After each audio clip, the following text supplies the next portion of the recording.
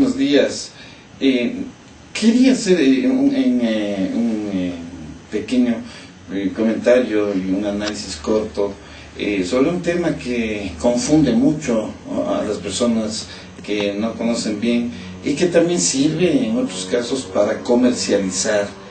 Y bueno, esperemos mientras vivamos nunca caer en esta falta de ética, de moral y de todo, de comercializar con la medicina, ¿no? Que son el uso inadecuado de los famosos tests, el test que se toma, ¿no? Que nosotros llamamos la etapa de la medición o la psicometría, ¿no? De un paciente. No hay que confundir un test que supuestamente ya nos da un diagnóstico ya hasta de una enfermedad, con primero lo que significan los criterios médicos que existen para clasificar cierto tipo de enfermedades, como usamos los médicos, por ejemplo, el CIE 11 o 10, que nosotros tenemos donde están clasificadas cada enfermedad de acuerdo a los síntomas que se presenta, o el DSM-4R, otros, etcétera, que son ya de acuerdo a lo que el paciente presenta, y entonces esto tiene numeración, inclusive una nomenclatura específica, para que si alguien remite un paciente a otro paciente o a otro país o lo que sea, ya se tenga una idea de qué es lo que ha estado haciendo. Esto y todo lo demás se lo hace conociéndole al paciente, habiéndole tratado algo, sabiendo cuáles son sus síntomas principales, si hay cómo hacer ciertos exámenes, habiéndole hecho los exámenes. Entonces ahí podemos saber. Otro caso que también es importante, es como poner el ejemplo de la masa corporal, ¿no? No todo el mundo puede tener sobrepeso o estar obeso, dependiendo de muchas variables que se toman, y de acuerdo a eso se saca la masa corporal, por ejemplo. Entonces, asimismo, debemos conocer al paciente bien para, de acuerdo a los síntomas que presenta, decir si tiene una enfermedad, un trastorno, algún problema pequeño, grave, lo que sea, y poder clasificarlo. Aquí también entra lo que nosotros llamamos, por ejemplo, los potenciales evocados, nos sirven mucho, son también parámetros neurológicos de mucha utilidad. Los niveles de los neurotransmisores, ¿no? Hoy día ya hay cómo medir muchos neurotransmisores, varios neurotransmisores, o sustancias químicas que ayudan también en la neurotransmisión, como el litio, ¿no?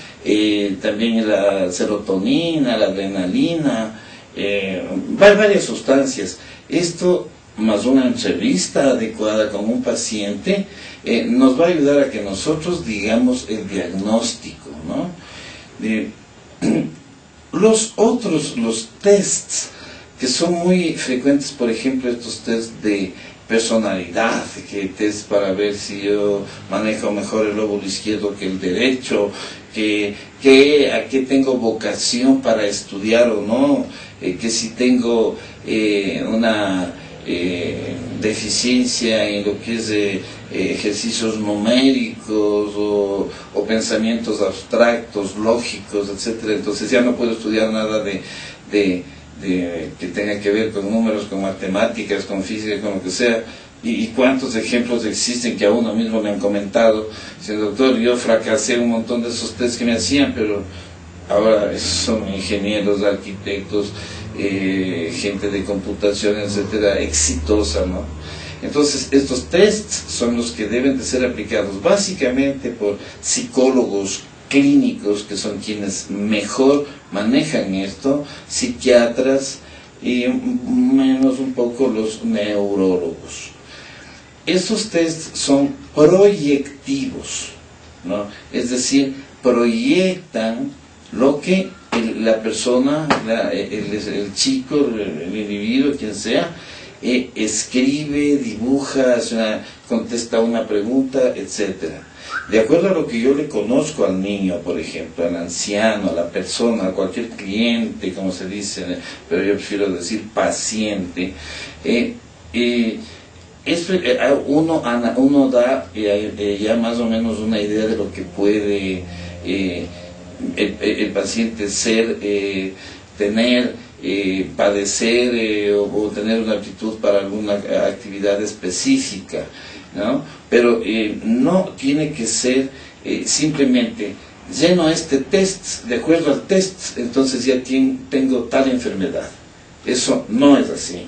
Uno tiene que, recalca nuevamente, conocer al paciente, tiene que ser profesional en ciencias de la salud, como les digo, en psicología, psiquiatría, algo tal vez de neurología, para poder analizar y poder dar con tal vez otros exámenes, un electroencefalograma, una tomografía, etcétera, poder darnos cuenta de qué es lo que tiene el paciente. Por eso justamente es que nuestras consultas no duran nunca menos de 30, 40 minutos. Entonces, cuando se lo hace bien, no por negocio. Entonces, lo que nosotros tenemos que saber es que el test sí vale. No estoy diciendo que no valga, sí vale, pero como un método de ayuda diagnóstica. Que no sea que yo le doy el test, retiro el test y de acuerdo al test, esa es la enfermedad que tiene. Sino que el test me va a ayudar, nos ayudan en las demencias seniles, en el Alzheimer, en niños, para ver la motricidad fina, gruesa, para ver si tiene tendencias impulsivas, otro tipo de cosas, etcétera. Generalmente los tests tienen preguntas que son distractoras, es decir, que le distraen, ¿no? Y claro, también variar, ¿no? Porque hay tests, prefiero no decir en dónde, ni cuáles, ni nada, que ya son como 5 o 10 años que toman el mismo, ¿no? Entonces las personas ya saben hasta cómo ir, sentarse y responder las preguntas adecuadas, aunque no sea lo que tienen, con tal de aprobar y entrar a ciertas instituciones. Entonces, ese tampoco es el objetivo, ¿no? El objetivo es hacer un test de acuerdo a lo que yo voy a ocupar. Nos sirven bien, por ejemplo, en una demencia senil, el mini mental test, el estado mental mínimo de cómo está el mayor en su memoria, en ciertos conocimientos abstractos, la escala de, por ejemplo, de Beck, de Hamilton, de depresión, de ansiedad, etcétera, y muchas otras cosas más para bipolaridad, para trastornos de personalidad, pero siempre como una ayuda. A veces es grave cuando un paciente viene y me dice, doctor, ¿sabe qué? Tengo tal enfermedad. Le digo, ¿y cómo sabes que tienes tal enfermedad? Entonces me dice, bueno, porque me fui donde un doctor tal, y me dio este test, contesté, y ese test me dijo que tenía depresión profunda, o depresión bipolar, por ejemplo, y entonces me dio ya esta medicación, pero no me he sentado bien, entonces bueno, por esto vengo. Entonces no es así. O otros casos en los que se mete uno a internet y contesta las preguntas que están en los tests, y todas las preguntas, les invito a que hagan ustedes este ejercicio, este experimento, van a ver que sí tiene que ver. Entren ustedes en el internet, pongan test de inteligencia, test de personalidad, test de lo que sea, de depresión, test de ansiedad, y contesten las preguntas y van a ver que todos tienen depresión, que todos tienen ansiedad, que todos tienen bipolaridad, que todos son aptos para una materia o para todas o para ninguna, etcétera, porque las preguntas son más o menos parecidas y un especialista es el que tiene la capacidad de darse cuenta, conociéndole primero al paciente y otros exámenes, si el test valió o no valió y hasta cuánto puede aportarme en el tratamiento, ¿no? Si no, cualquier persona va a pensar que que contestó el test famoso ya tiene esa enfermedad y se comienza a curar, entre comillas, y se va enfermando, ¿no?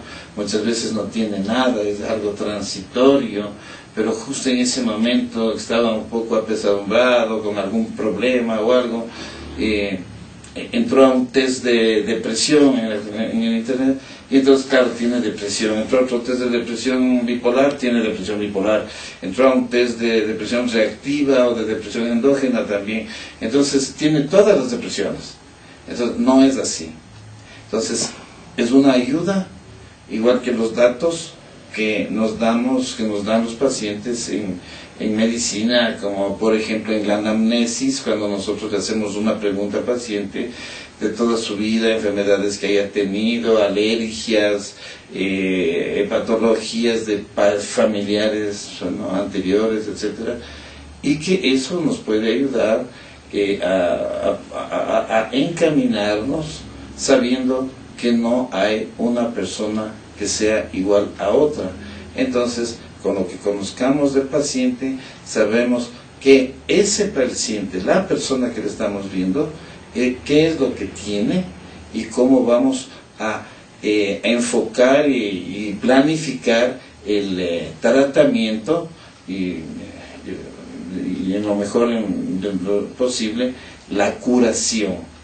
Entonces, ojo y no dejarse a veces de engañar o sugestionarse uno solo porque en un test salió cualquier cosa que o me hicieron así al apuro y ya me dijeron, o yo mismo me metí a hacerme el test, ¿no? Entonces yo me diagnostico.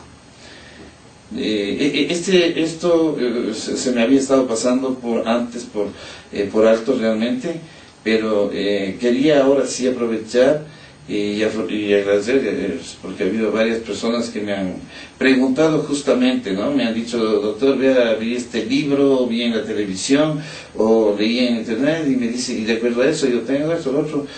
Bueno, entonces he tenido algunas preguntas así, y quería aclarar este tema.